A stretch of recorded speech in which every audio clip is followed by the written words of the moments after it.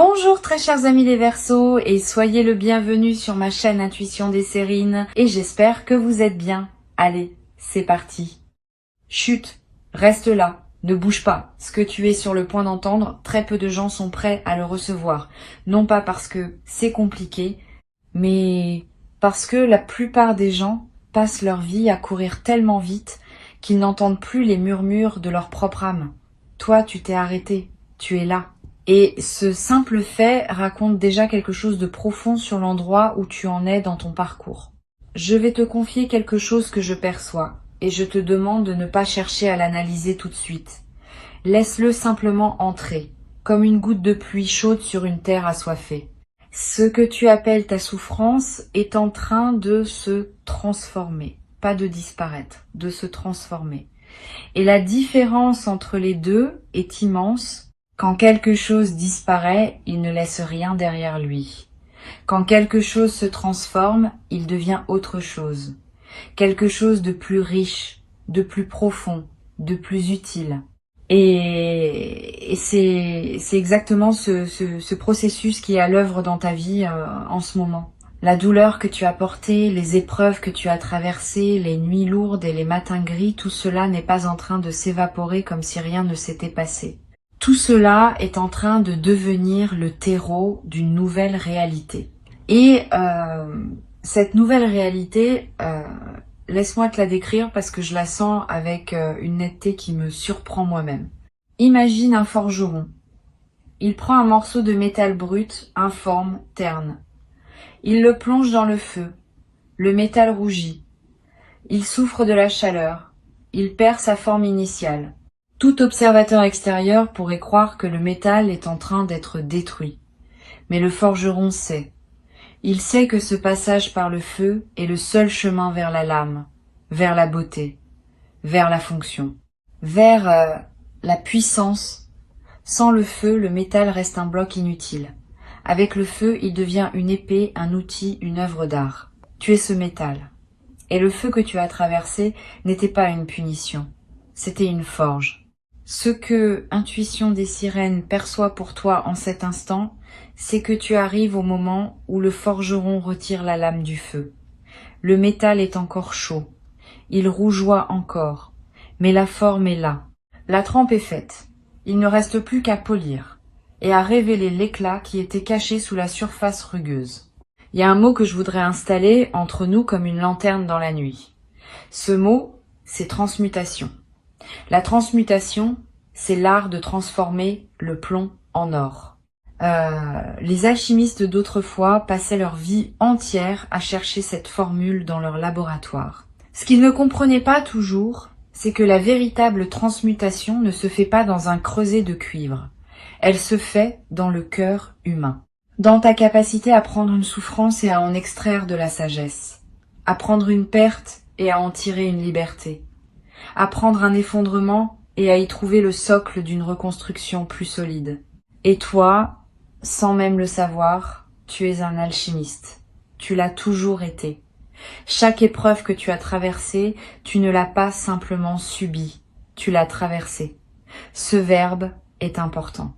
Traverser, c'est entrer par un côté et ressortir par l'autre, c'est ne pas rester coincé au milieu. Et si tu es là aujourd'hui, en train d'écouter ces mots, c'est la preuve vivante que tu as traversé chaque tempête. Pas une seule ne t'a englouti. Pas une seule ne t'a gardé prisonnier. Tu es toujours ressorti. Peut être abîmé, peut être fatigué, mais debout, toujours debout. Et cette capacité à te relever, encore et encore, n'est pas un hasard. Ce n'est pas de la chance. C'est une force qui vit en toi et qui est bien plus ancienne que les circonstances de ta vie actuelle. C'est une force d'âme, une résistance du cœur, un refus profond, viscéral, de laisser la nuit avoir le dernier mot. C'est cette force-là qui a préparé le changement dont je vais maintenant te parler. Parce que le changement qui arrive n'est pas un accident. Ce n'est pas un coup de chance qui tombe du ciel sur quelqu'un qui n'a rien fait pour le mériter. C'est l'aboutissement naturel de tout ce que tu as construit dans l'invisible. Chaque fois que tu as choisi la gentillesse quand tu aurais pu choisir la colère. Chaque fois que tu as tendu la main quand tu aurais pu fermer le poing. Chaque fois que tu as continué à croire quand tout semblait te donner des raisons d'abandonner. Toutes ces petites décisions, ces micro-actes de foi quotidiens ont tissé un filet sous tes pieds. Un filet que tu ne pouvais pas voir, mais qui était là, qui est là, et qui maintenant est prêt à te porter vers quelque chose de nouveau. Je veux te parler de ce que signifie vraiment la fin d'une souffrance. Parce que c'est un concept que l'on comprend souvent mal. Quand on souffre, on imagine que la fin de la souffrance ressemble à l'opposé exact de ce qu'on vit. Si on est triste, on pense que la fin de la souffrance, c'est la joie permanente. Si on est seul, on pense que c'est la présence constante de quelqu'un. Si on est perdu, on pense que c'est une carte parfaite avec un itinéraire tracé au millimètre. Mais la vie ne fonctionne pas par opposition. Elle fonctionne par intégration. La fin de ta souffrance ne va pas ressembler à l'effacement de tout ce qui t'a fait mal. Elle va ressembler à un changement dans ta relation avec la douleur elle-même. Tu ne vas pas cesser de ressentir, tu vas cesser d'être emprisonné par ce que tu ressens. C'est comme la différence entre être sous l'eau et nager. Dans les deux cas, tu es dans l'eau. Mais dans un cas, tu te noies et dans l'autre, tu avances. Ce qui est en train de se mettre en place pour toi, c'est cette capacité à nager, à te mouvoir dans les courants de la vie avec une aisance que tu n'as jamais connue. Les vagues seront toujours là, elles font partie de l'océan. Mais toi, tu ne seras plus submergé. Tu sauras les lire, les anticiper, les chevaucher. Et cela change absolument tout dans l'expérience quotidienne de vivre. Pense un instant à la dernière fois où tu as ri sans raison. Pas un rire provoqué par une blague ou par une situation comique. Un rire qui a surgi de nulle part, du fond de toi, comme une source souterraine qui jaillit. Si tu te souviens de ce moment, tu sais de quoi je parle. Ce rire-là, c'est la signature de ton âme. C'est le son qu'elle fait quand rien ne l'empêche d'être elle-même. Quand les couches de protection, de méfiance, de douleur accumulées se fissurent suffisamment pour laisser passer la lumière d'origine, le changement qui arrive va multiplier ces moments, ces éclats de joie spontanée, ces instants où tu te surprendras à sourire, sans raison, ces matins où tu ouvriras les yeux et où la première pensée qui te traversera ne sera pas une inquiétude mais une curiosité, une envie, un élan. Cela ne veut pas dire que chaque jour sera parfait. Cela veut dire que ta ligne de base va changer. La fréquence fondamentale sur laquelle tu vibres va monter d'un cran. Les jours difficiles seront toujours là, mais ils seront des exceptions au lieu d'être la norme. Et surtout, tu auras les ressources intérieures pour les accueillir sans qu'ils te détruisent. Je veux maintenant te parler de quelque chose que peu de gens remarquent quand ils sont en pleine transition. C'est ce que j'appelle la réorganisation silencieuse. Quand un grand changement se prépare dans ta vie, les premiers signes ne sont pas spectaculaires. Ils sont subtils, presque imperceptibles. C'est un goût différent dans ta bouche le matin. Une envie soudaine de ranger un tiroir que tu n'avais pas ouvert depuis des mois. Un livre qui t'attire sans que tu saches pourquoi. Une musique qui te fait pleurer alors qu'elle ne t'avait jamais touché auparavant. Un besoin nouveau de silence. Ou au contraire, un besoin soudain de mouvement, de sortir, de respirer un air différent. Ces micro-signaux ne sont pas anodins. Ce sont les premiers tremblements d'un continent intérieur qui se déplace. La tectonique de ton âme est en mouvement. Et comme les plaques tectoniques de la Terre, ces mouvements sont lents, profonds et irréversibles. Quand un continent bouge, il ne revient pas en arrière. Quand ton âme se déplace vers une nouvelle position, elle ne recule pas. Observe ces signes avec tendresse. Ne les juge pas. Ne cherche pas à les expliquer. Contente-toi de les accueillir comme les messagers d'un printemps que tes yeux ne peuvent pas encore voir, mais que ton corps et ton intuition ont déjà détecté. Tu sais, il y a une intelligence dans le corps humain qui dépasse de loin tout ce que le cerveau peut concevoir. Ton corps sait des choses que ta tête ignore. Il réagit à des fréquences que ton mental ne peut pas capter. Et en ce moment, ton corps te parle. Il te dit, à sa manière, que quelque chose de beau se prépare. Peut être que tu le sens dans tes épaules qui se détendent légèrement, peut être dans ta respiration qui devient un peu plus profonde sans effort, peut être dans un appétit qui change ou dans un sommeil qui se modifie. Ton corps se prépare à accueillir une version de toi que tu n'as pas encore rencontrée. Fais-lui confiance. Il est ton allié le plus fidèle dans cette transformation. Il y a un aspect de ce changement que je veux aborder avec toi et c'est peut être le plus délicat. C'est la question du mérite. Quelque part en toi, il peut être une voix qui murmure que tu ne mérites pas que les choses s'améliorent, que tu as fait trop d'erreurs, que tu as blessé des gens, que tu as pris des mauvaises décisions, que tu as gaspillé du temps, de l'énergie, des opportunités. Et cette voix, elle peut être même des arguments convaincants, des souvenirs précis, des preuves accablantes. Mais cette voix confond deux choses. Elle confond la responsabilité et la condamnation. Être responsable de ses erreurs, c'est sain, c'est mature, c'est nécessaire. Mais se condamner soi-même à une souffrance perpétuelle à cause de ses erreurs, ce n'est ni sain, ni juste, ni utile. La vie n'est pas un tribunal. Elle n'émet pas de sentence définitive. Elle offre des cycles, des renouvellements, des secondes chances, des troisièmes chances, des centièmes chances. Parce que la vie comprend quelque chose que le mental humain a du mal à saisir. Chaque erreur est un apprentissage et chaque apprentissage rapproche de la lumière. Tu mérites ce qui vient, non pas parce que tu es parfait, mais précisément parce que tu ne l'es pas. Parce que malgré tes imperfections, malgré tes chutes, malgré tes zones d'ombre, tu as continué à avancer. Tu n'as pas renoncé à toi-même. Et ce simple fait, ce refus discret de baisser les bras, est la chose la plus noble et la plus courageuse qu'un être humain puisse faire. L'énergie que capte Intuition des sirènes pour toi porte en elle cette nuance essentielle. C'est pas un changement qui va te demander de devenir quelqu'un d'autre. C'est un changement qui va te permettre d'être enfin toi-même, pleinement, sans honte et sans masque.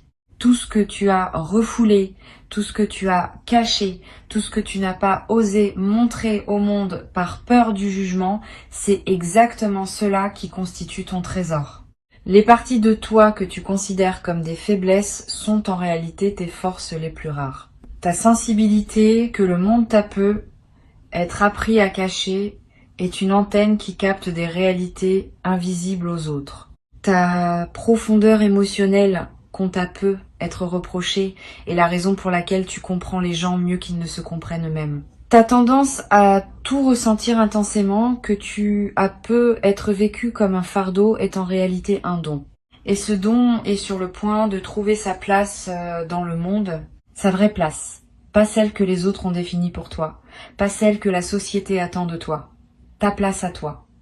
Celle qui a la forme exacte de ton âme. Je perçois quelque chose de très spécifique. Quand je me connecte à ton énergie, c'est comme si tu avais passé des années à essayer de t'adapter à un monde qui n'était pas calibré pour toi. Comme si tu avais essayé de jouer une partition écrite pour un autre instrument, tu as fait de ton mieux. Tu as essayé d'en tirer une mélodie acceptable. Mais au fond de toi, tu sentais que le son n'était pas juste, que quelque chose manquait, que tu n'étais pas à ta place. Ce sentiment ne venait pas d'un défaut en toi. Il venait du fait que tu jouais la mauvaise partition. Et ce qui change maintenant, c'est pas toi. C'est la partition. La vie est en train de te présenter une nouvelle musique. Une musique écrite pour ton instrument unique. Et quand tu commenceras à la jouer, tu seras stupéfait par la beauté du son qui en sortira. Un son que tu n'as jamais entendu, parce que personne d'autre ne peut le produire. Il est uniquement le tien. Sais-tu ce qui arrive à un fleuve quand il rencontre un obstacle qu'il ne peut pas contourner? Il ne se bat pas. Il ne se fracasse pas indéfiniment contre la roche. Il monte. L'eau s'accumule, gagne en profondeur, en puissance, en volume, et un jour, elle passe par-dessus, où elle trouve une fissure dans la roche que personne n'avait vue, où elle creuse patiemment millimètre par millimètre, jusqu'à se frayer un nouveau chemin. Le fleuve ne doute jamais de sa destination. Il sait qu'il va vers la mer. Il ne sait pas exactement par où, mais il sait vers où. Et cette certitude paisible lui donne une force que rien ne peut arrêter. Tu portes en toi cette même certitude. Peut être qu'elle est enfouie, peut être qu'elle est recouverte de couches, de désillusions et de fatigue, mais elle est là. Cette conviction sourde, presque animale, que ta vie va quelque part de beau, que tout ce que tu traverses te rapproche de quelque chose qui mérite d'être vécu. Et voici un aspect de cette transformation que je trouve particulièrement fascinant. Quand une personne commence à changer de l'intérieur, son environnement met un certain temps à s'adapter. C'est comme quand tu changes de lunettes. Pendant les premières heures, le monde semble légèrement décalé. Tes yeux doivent s'ajuster. Et puis, assez vite, tout devient net. Plus net même qu'avant. Tu remarques des détails que tu n'avais jamais vus, des couleurs plus vives, des contours plus précis. Le monde autour de toi est en train de s'ajuster à ta nouvelle vision intérieure. Les gens vont se repositionner naturellement. Ceux qui résonnent avec la personne que tu deviens vont se rapprocher. Ceux qui résonnaient avec l'ancienne version vont peu être s'éloigner. Et cela peut être déstabilisant au début. Mais c'est un mouvement sain, nécessaire, inévitable. Parce que tu ne peux pas grandir et demander à tout ton environnement de rester exactement le même. La croissance implique le mouvement, et le mouvement implique le changement. N'aie pas peur de ce réajustement. Il ne signifie pas que tu perds quelque chose, il signifie que tu fais de la place pour ce qui correspond vraiment à qui tu es en train de devenir.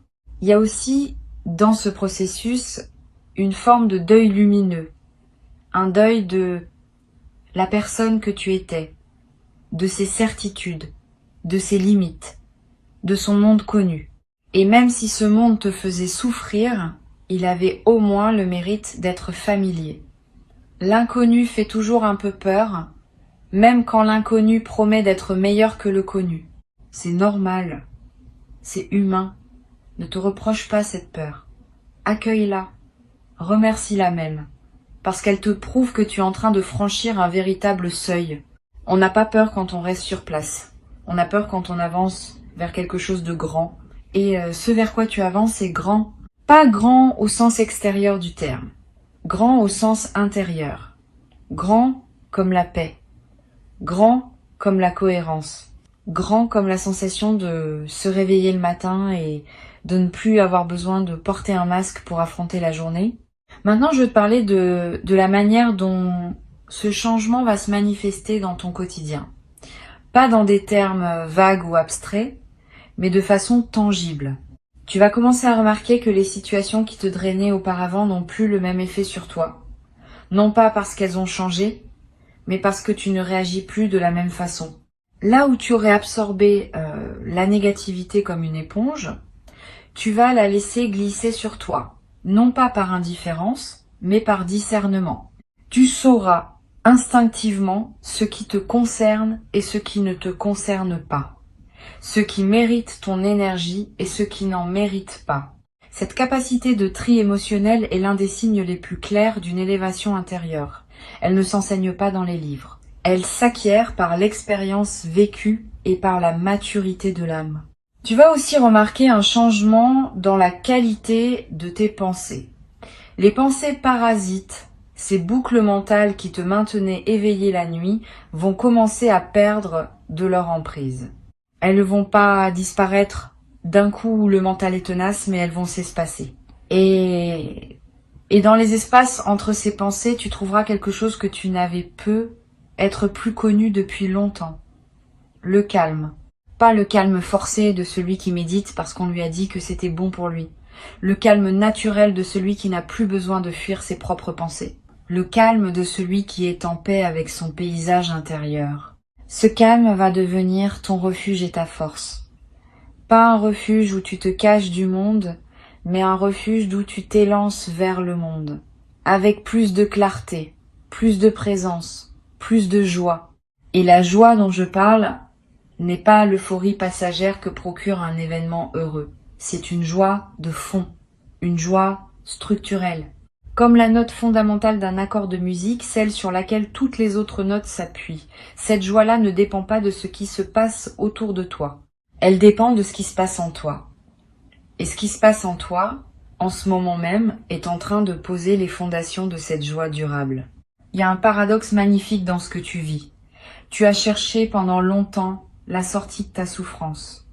Tu as cherché des portes, des clés, des solutions. Tu as demandé des réponses à l'extérieur.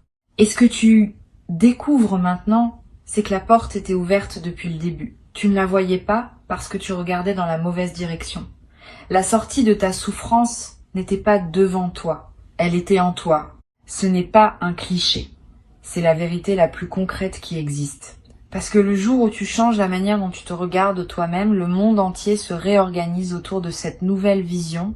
Les mêmes rues, les mêmes visages, les mêmes journées, mais vues à travers des yeux neufs. Des yeux lavés par tout ce que tu as pleuré. Des yeux adoucis par tout ce que tu as compris. Des yeux rendus perçants par tout ce que tu as refusé de laisser te détruire. Ces yeux-là, ce sont les tiens maintenant. Et le monde qu'ils voient est un monde rempli de possibilités que tu ne soupçonnais pas.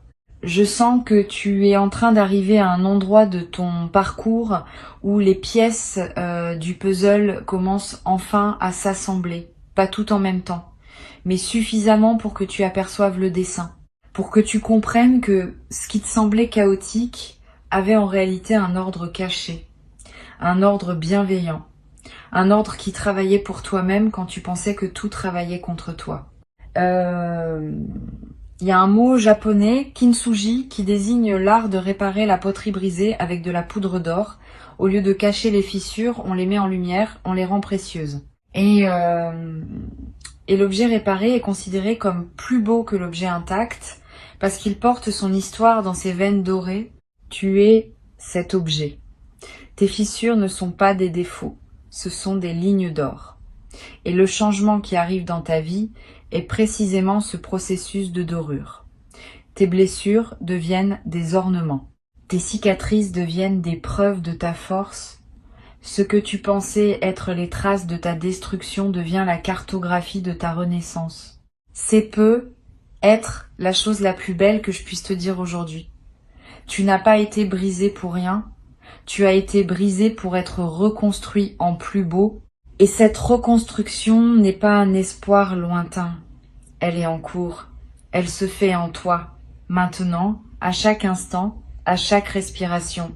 Et sais-tu ce que font les arbres qui ont survécu à un incendie de forêt? Leur tronc porte les marques noires de la brûlure, leur écorce est craquelée, sombre, abîmée. Mais si tu observes attentivement, tu verras que ces arbres-là sont souvent les premiers à reverdir. Leurs racines protégées sous terre pendant que le feu faisait rage en surface, ont continué à puiser l'eau et les nutriments dont l'arbre avait besoin. Et quand le feu s'éteint, ses racines envoient une sève nouvelle, plus vigoureuse encore qu'avant, parce que le sol autour d'elle a été enrichi par les cendres. Le feu qui semblait destructeur a en réalité fertilisé la terre. Tes racines à toi sont intactes. Elles l'ont toujours été. Quoi que tu aies traversé en surface, quelle que soit l'intensité du feu qui a balayé ta vie, la partie la plus profonde de toi n'a jamais été atteinte. Et c'est de cette profondeur que monte maintenant la sève du renouveau. Tu le sens, cette énergie montante. Cette envie timide mais persistante de croire que les choses peuvent être différentes. Ce n'est pas de la naïveté, c'est de la sève. C'est la vie elle-même qui refuse de s'arrêter, qui refuse de te laisser tomber. Il y a une forme de grâce dans tout cela qui dépasse l'entendement humain. La manière dont la vie orchestre les renaissances a quelque chose de mystérieux et de profondément rassurant. Elle ne te demande pas de comprendre le mécanisme.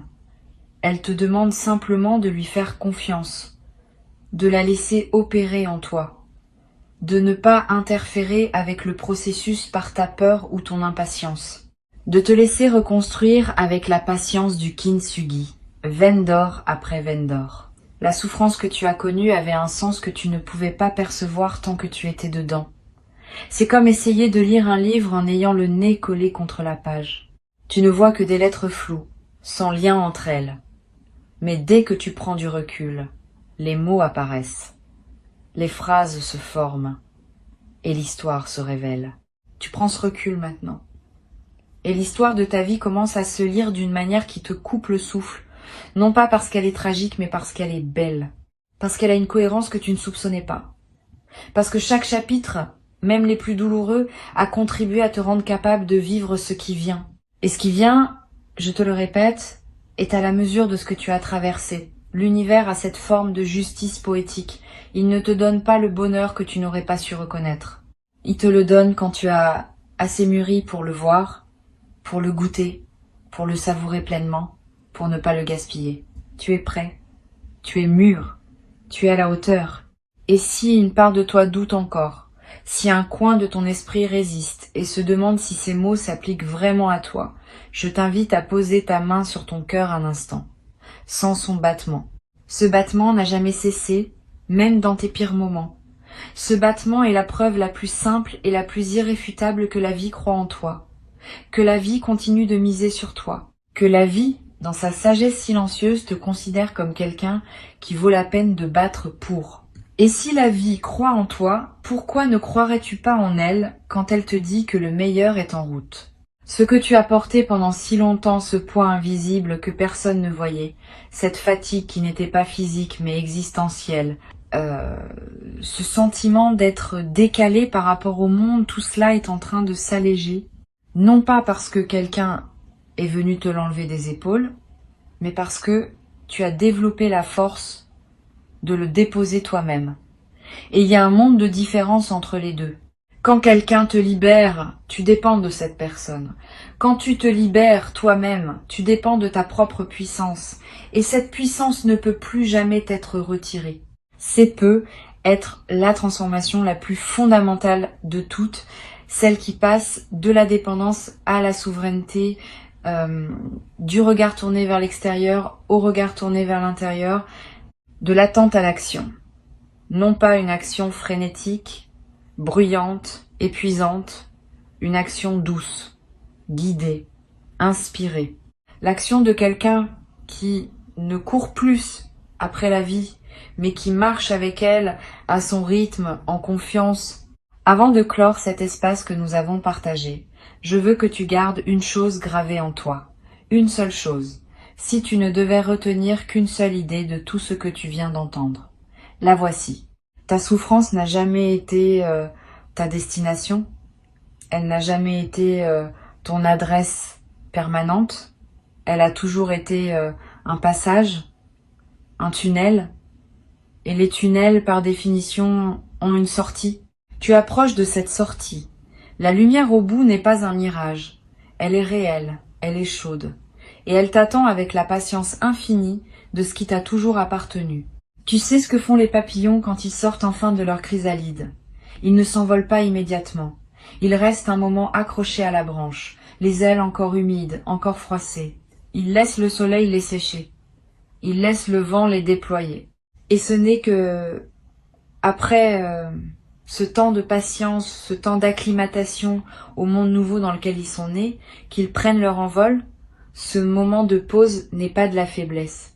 C'est de la sagesse instinctive. C'est le corps qui sait qu'il faut se préparer avant de voler. Tu es dans ce moment de pause. Tes ailes se déploient. Le soleil de ta nouvelle vie les sèche doucement. Et bientôt, très bientôt, tu sentiras sous toi le courant d'air ascendant qui te portera vers des hauteurs que tu n'aurais jamais cru possibles. Pas parce que tu as été choisi par une force extérieure, mais parce que tu t'es choisi toi-même. Parce que, au milieu de tout ce que tu as traversé, tu as fait le choix silencieux et radical de continuer à croire en toi, en la vie, en la possibilité que demain soit différent d'hier. Et demain sera différent, il l'est déjà. Si tu es arrivé jusqu'ici, si tu as laissé chacun de ces mots se poser dans ton cœur sans les rejeter, c'est que le message d'intuition des sirènes était destiné à te trouver, pas à te convaincre, pas à te divertir, à te trouver, comme une lettre que l'univers avait écrite à ton nom et qu'il attendait le bon moment pour te remettre. Ce moment, c'est maintenant, et toi, tu es exactement là où tu dois être. Respire profondément, souris, même légèrement, et sache que la prochaine fois que tu ouvriras les yeux sur le monde, tu verras quelque chose que tu n'avais jamais vu avant. Non pas parce que le monde aura changé, mais parce que toi, tu auras changé. Et c'est tout ce qu'il fallait.